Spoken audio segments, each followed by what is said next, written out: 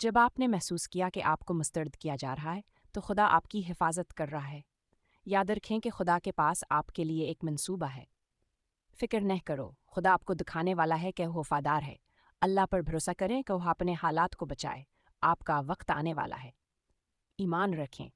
ایک دفعہ ایک شخص سے پوچھا گیا کہ آپ کو باقاعدگی سے خدا سے دعا کرنے سے کیا فائدہ ہوا؟ اس شخص نے جواب دیا، کچھ نہیں، لیکن میں آپ کو بتاتا ہوں کہ میں نے کیا یاد کیا۔ بعض اوقات ہماری دعاؤں کا جواب حاصل کرنا نہیں ہوتا، بلکہ کھونا ہوتا ہے، جو کہ آخر کار فائدہ ہوتا ہے۔ خدا، میں انجان میں بھی تجھ پر بھروسہ کروں گا۔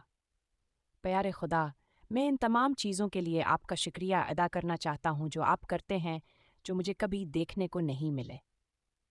آمین۔ اگر شکر گزار ہوں تو آمین لکھیں۔